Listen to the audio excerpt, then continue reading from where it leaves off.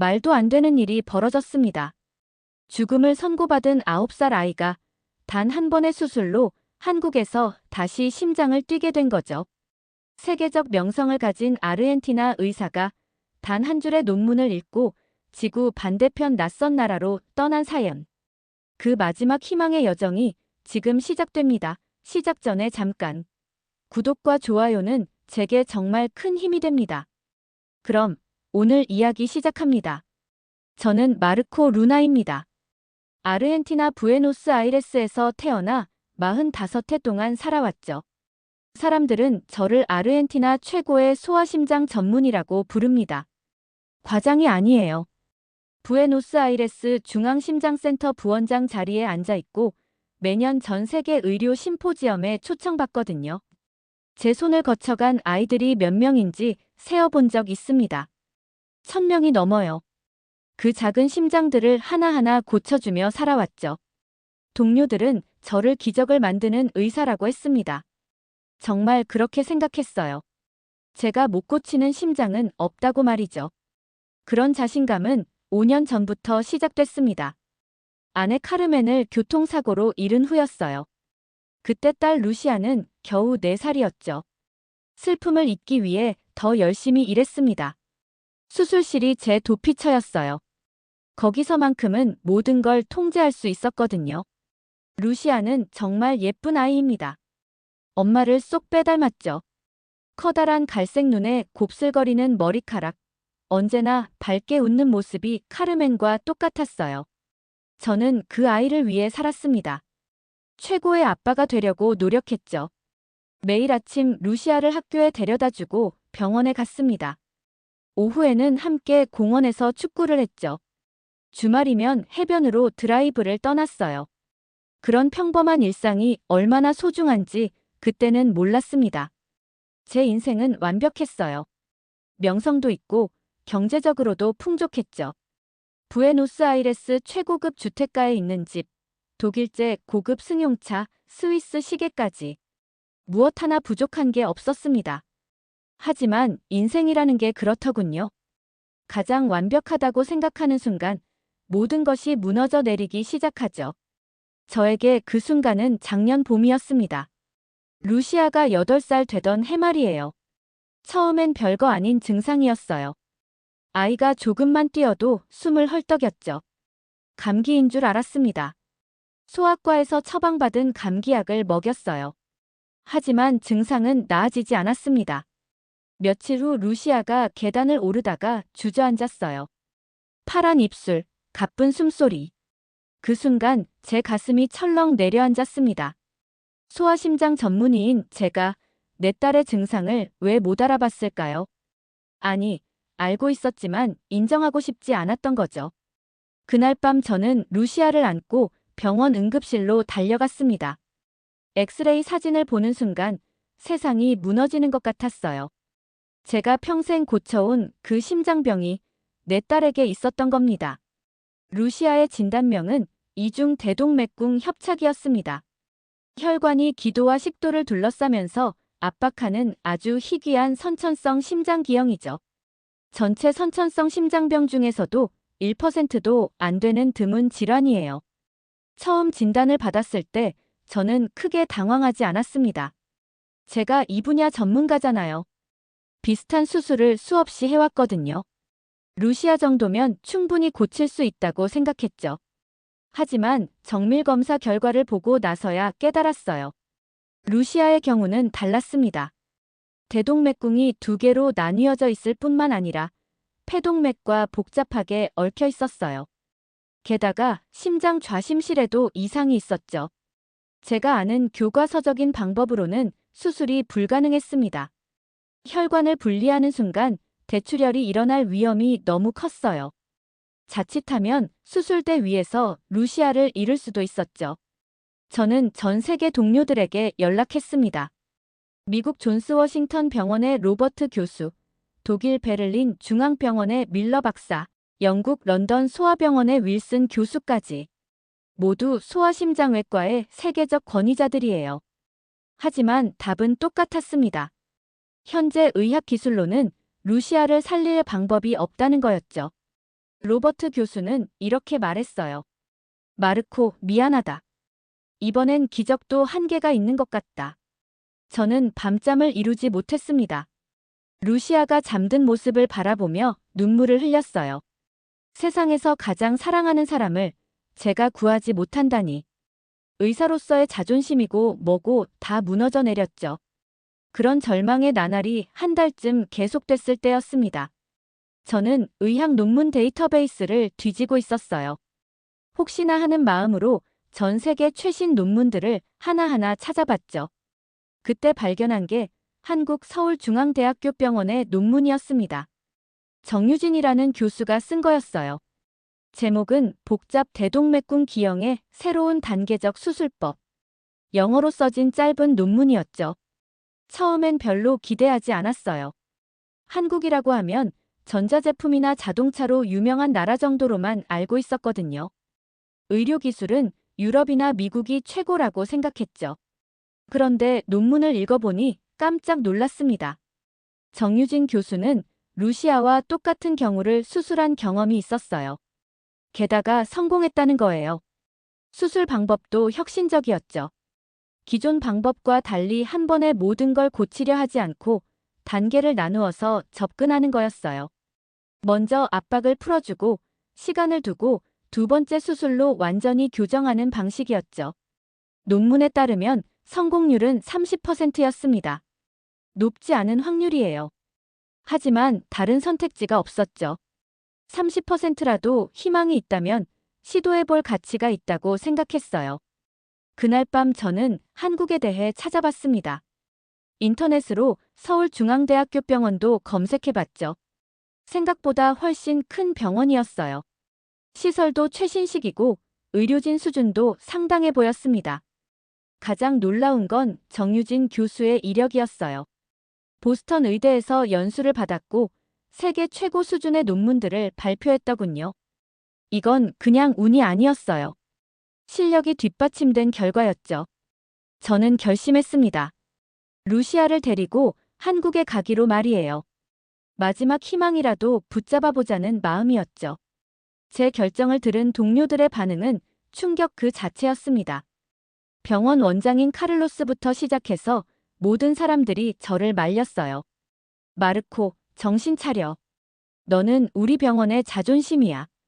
그런 실험에 딸을 맡길 거야? 특히 제 스승인 알베르토 교수의 반대가 심했습니다. 그분은 저를 의사로 키워준 은인이에요. 마르코, 나는 내가 실력 있는 의사인 줄 알았는데 이런 무모한 선택을 하다니. 한국 의료기술을 그렇게 신뢰하나? 솔직히 말하면 저도 확신이 없었어요. 논문 하나 읽고 지구 반대편으로 떠난다는 게 말이 되나요? 하지만 다른 선택이 있었나요? 여기서 기다리다가 루시아를 잃을 수는 없었거든요. 가장 힘들었던 건 경제적인 문제였습니다. 한국에서의 치료비는 아르헨티나 화폐로 수억 원이었어요. 보험도 적용되지 않죠. 제가 가진 모든 것을 팔아야 했습니다. 먼저 집을 내놨어요. 부에노스아이레스 최고급 지역에 있던 2층 집이었죠. 카르멘과 함께 신혼 때부터 살았던 추억이 담긴 곳이었는데 부동산 중개업자는 금매라서 시세보다 훨씬 싸게 팔아야 한다고 했어요. 자동차도 팔았습니다. 독일에서 특별 주문해서 만든 벤츠였는데 루시아가 태어났을 때 기념으로 산 거였어요. 뒷자리에는 아직도 루시아의 인형들이 놓여 있었죠. 병원 동료들은 제가 미쳤다고 했습니다. 안정적인 직장을 그만두고 불확실한 모험을 떠난다니. 만약 한국에서 실패하면 돌아올 곳도 없다면서 걱정했죠. 하지만 저는 이미 마음을 정했어요. 루시아를 위해서라면 뭐든지 할 수 있었거든요.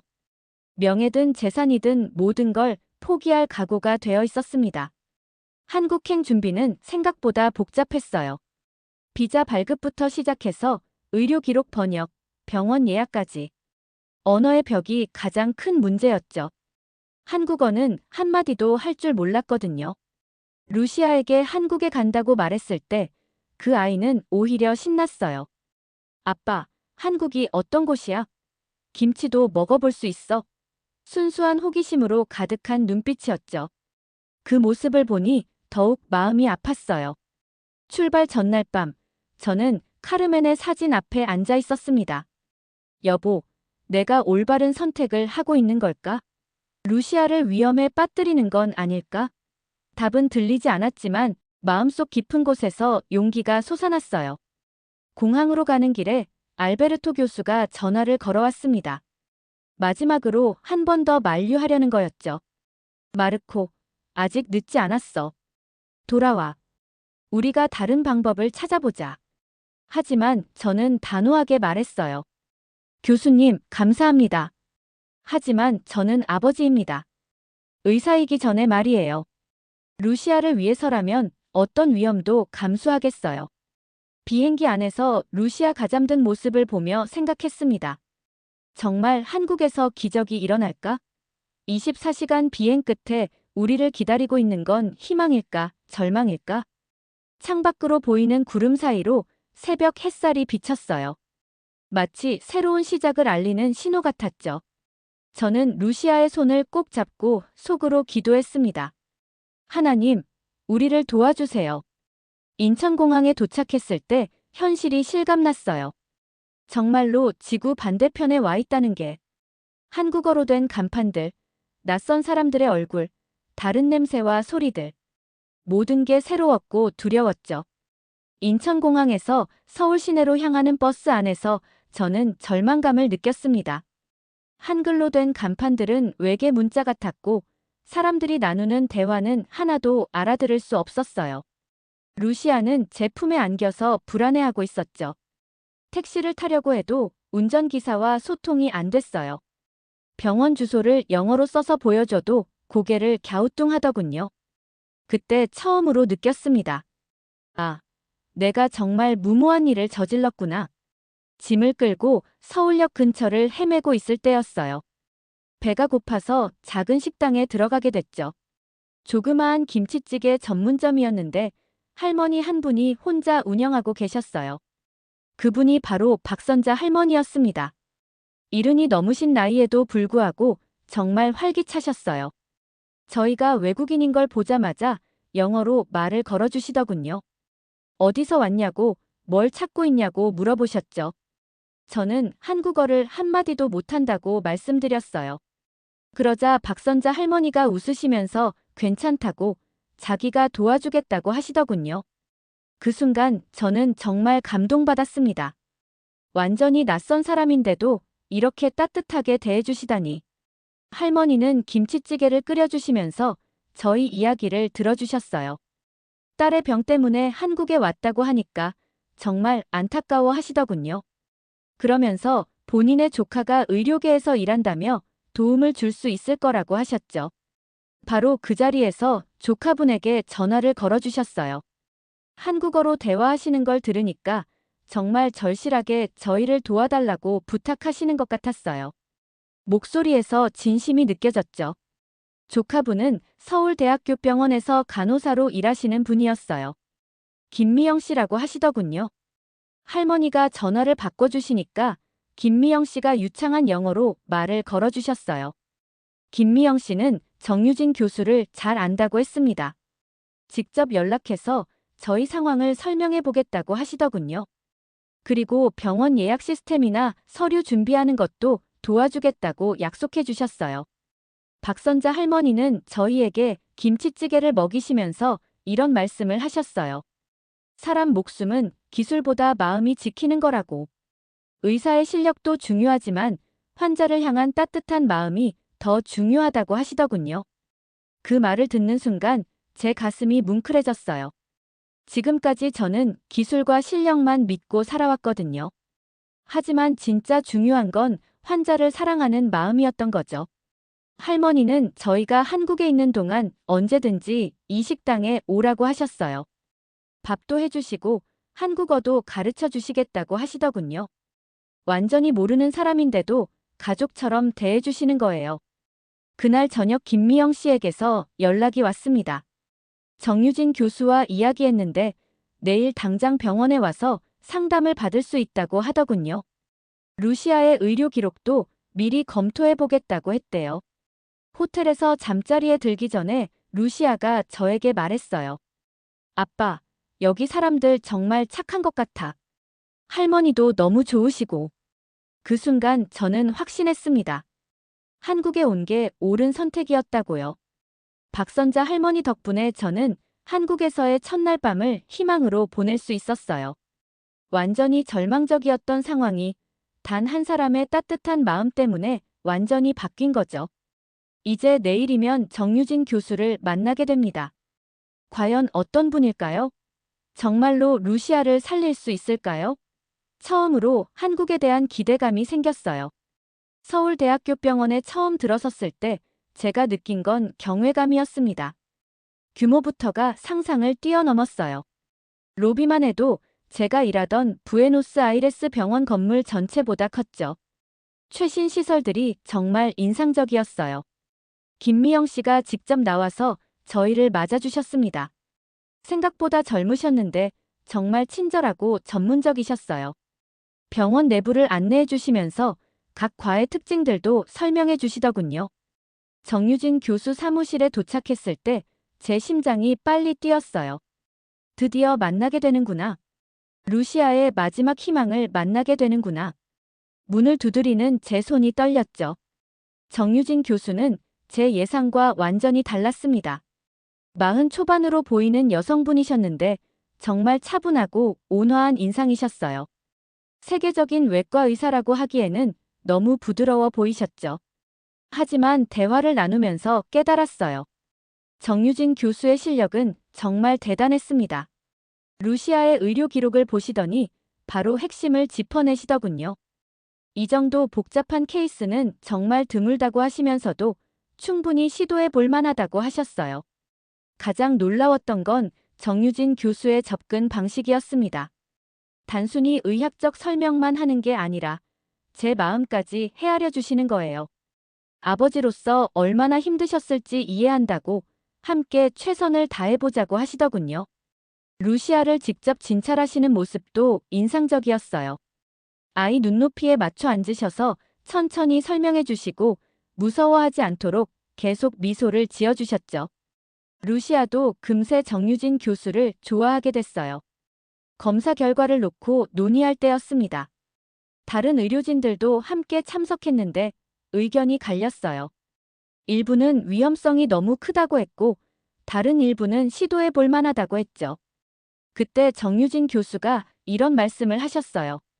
우리는 확률보다 희망을 봅니다. 의학이 발전하는 건 불가능해 보이는 도전을 포기하지 않기 때문이라고요. 그 말에 저는 정말 감동받았습니다. 회의실 분위기가 점점 무거워졌어요. 각국에서 온 협진 의사들이 반대 의견을 내놓기 시작했거든요. 독일에서 온 밀러 박사는 성공 확률이 너무 낮다고 했고, 미국에서 온 존슨 박사는 더 안전한 대안을 찾아야 한다고 주장했어요. 하지만 정유진 교수는 흔들리지 않으셨습니다. 차분하게 자신의 수술 계획을 설명해 주셨어요. 단계별로 접근해서 위험을 최소화하겠다고 만약의 상황에 대한 대비책도 충분히 준비했다고 하시더군요. 저는 그 순간 깨달았어요. 이분이 진짜 의사구나. 기술만 뛰어난 게 아니라 환자를 진심으로 생각하는 의사구나. 아르헨티나에서 만났던 그 어떤 동료보다도 더 신뢰할 만한 분이었어요. 정유진 교수는 수술 전에 한 가지 제안을 하셨습니다. 마르코 선생님도 수술에 참여하시면 어떨까요? 루시아에게 가장 좋은 결과를 위해서는 모든 전문가의 지식이 필요하다고 하시더군요. 처음엔 당황했어요. 제가 수술에 참여한다고요? 하지만 생각해보니 그게 맞았어요. 아무리 한국의 의료진이 뛰어나다고 해도 저도 이 분야 전문가잖아요. 함께 힘을 합치면 더 좋은 결과를 얻을 수 있을 거예요. 그날 오후 정유진 교수와 함께 수술 계획을 세밀하게 검토했습니다. 정말 철저하셨어요. 모든 가능성을 다 고려해서 대안을 준비해 두셨더군요. 이 정도면 성공할 수 있겠다는 확신이 들었어요. 저녁에 박선자 할머니 식당에 가서 그날 있었던 일을 말씀드렸어요. 할머니가 정말 기뻐하시더군요. 역시 우리나라 의사들이 최고라고, 분명히 잘 될 거라고 격려해 주셨죠. 루시아에게 수술 날짜를 알려줬을 때 그 아이는 의외로 담담했어요. 아빠, 나 무섭지 않아. 정유진 선생님이 계시잖아. 그리고 아빠도 함께 있을 거고. 그 말에 저는 또 눈물이 났어요. 그날 밤 호텔에서 정유진 교수의 논문들을 다시 읽어봤습니다. 정말 대단한 분이었어요. 한국 의학계가 이런 수준이라니 제가 얼마나 편견을 갖고 있었는지 반성하게 됐죠. 수술 당일 아침, 저는 평생 느껴보지 못한 긴장감에 휩싸였습니다. 의사로서 수많은 수술을 집도해봤지만 이번엔 완전히 달랐어요. 제 딸의 생명이 걸린 일이었거든요. 루시아는 오히려 저보다 침착했어요. 수술복을 입고 수술실로 들어가면서도 환하게 웃어주더군요. 아빠, 걱정하지 마. 나는 용감한 아이야. 그 말에 제 가슴이 찢어질 것 같았죠. 정유진 교수와 함께 수술실에 들어서는 순간 모든 게 달라 보였습니다. 이제는 환자 아버지가 아니라 동료 의사로서 참여하는 거였어요. 마음을 가다듬고 집중해야 했죠. 수술팀의 준비는 정말 완벽했습니다. 간호사들부터 마취과 의사까지 모든 스태프가 최고 수준이었어요. 한국 의료진의 전문성에 다시 한번 감탄했죠. 마취가 시작되고 루시아가 잠들자 본격적인 수술이 시작됐습니다. 정유진 교수의 첫 번째 절개는 정말 예술적이었어요. 정확하고 과감하면서도 세심했죠. 저도 모르게 감탄사가 나왔어요. 하지만 문제는 생각보다 복잡했습니다. 루시아의 혈관 구조가 예상보다 더 엉켜 있었어요. 대동맥궁을 분리하려는데 출혈 위험이 너무 컸죠. 수술실 분위기가 순식간에 긴장으로 바뀌었어요. 정유진 교수가 잠시 손을 멈추고 생각에 잠겼습니다. 계획했던 방법으로는 위험하다고 판단하신 거죠. 다른 접근 방법을 찾아야 했어요. 그때 제가 의견을 제시했습니다. 아르헨티나에서 사용하던 보조 순환 기법을 써보면 어떨까요? 일시적으로 혈류를 우회시켜서 안전하게 작업할 수 있을 거예요. 정유진 교수가 저를 바라보시더군요. 그 눈빛에서 신뢰를 느꼈어요. 좋은 아이디어라고 함께 시도해보자고 하시더군요. 그 순간 저는 깨달았습니다. 진정한 의사는 자존심보다 환자를 우선시한다는 걸요. 보조 순환 장치를 설치하는 동안 제가 직접 참여했습니다. 아르헨티나에서 익힌 기술이 한국에서 빛을 발하는 순간이었어요. 국경도 언어도 중요하지 않았죠. 오직 루시아를 살리고 싶은 마음뿐이었어요. 장치가 정상 작동하자 수술이 순조롭게 진행됐습니다.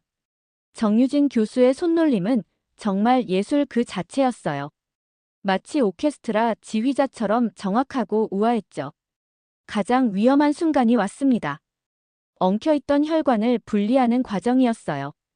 한 번의 실수로도 루시아를 잃을 수 있는 상황이었죠. 수술실 안이 숨소리조차 들리지 않을 만큼 조용해졌어요. 정유진 교수가 혈관을 조심스럽게 분리해 나갔습니다. 저는 보조 순환 장치를 모니터링하면서 혈압과 산소 포화도를 체크했어요. 완벽한 팀워크였죠. 드디어 분리가 완료됐습니다. 루시아의 심장이 정상적으로 뛰기 시작했어요. 모니터에 나타난 심전도 파형이 그렇게 아름다울 수가 없었죠. 수술실 안에서 박수가 터져 나왔어요. 하지만 아직 끝나지 않았습니다. 이제 재건 과정이 남아 있었어요. 정유진 교수는 계속해서 집중력을 잃지 않으셨죠. 마지막까지 완벽하게 마무리하겠다는 의지가 느껴졌어요. 재건 수술도 성공적으로 끝났습니다. 8시간에 걸친 대수술이었지만 모든 과정이 완벽했어요. 루시아의 생체 신호도 안정적이었죠. 수술이 끝나고 정유진 교수와 악수를 나눴습니다. 서로 말은 하지 않았지만 모든 감정이 전해졌어요. 함께 해냈다는 뿌듯함, 루시아를 살렸다는 안도감, 그리고 서로에 대한 깊은 존경심까지. 그 순간 저는 깨달았습니다. 진정한 의술은 혼자 하는 게 아니라 함께 하는 거라는 걸요. 자존심이나 국적, 명예 같은 건 전혀 중요하지 않다는 걸 말이죠. 수술 후 이틀째 되는 날, 루시아가 깨어났습니다. 중환자실에서 제가 지켜보고 있는데 그 작은 눈이 천천히 떠지더군요. 그 순간 제 가슴이 터질 것 같았어요. 정말로 기적이 일어난 거였죠. 루시아가 첫 번째로 한 말이 지금도 잊혀지지 않아요. 아빠, 나 괜찮아. 목소리는 작았지만 또렷했죠. 저는 눈물을 참을 수 없었어요. 괜찮다, 루시아야. 이제 정말 괜찮다. 정유진 교수가 회진을 오셨을 때 루시아의 첫 반응도 정말 인상적이었어요. 선생님, 고마워요. 나 이제 많이 뛸 수 있어요? 정유진 교수도 눈시울이 붉어지시더군요. 검사 결과는 완벽했습니다. 심장 기능이 정상으로 돌아왔고 혈관 재건도 성공적이었어요. 의학적으로 봐도 기적 같은 결과였죠. 정유진 교수는 이런 완벽한 회복은 처음 본다고 하시더군요. 회복 과정에서 루시아는 정말 씩씩했어요. 물리치료도 열심히 받고 간호사들과도 금세 친해졌죠. 한국어도 몇 마디 배워서 고맙습니다. 안녕하세요 같은 인사말을 하더군요. 일주일 후 일반 병실로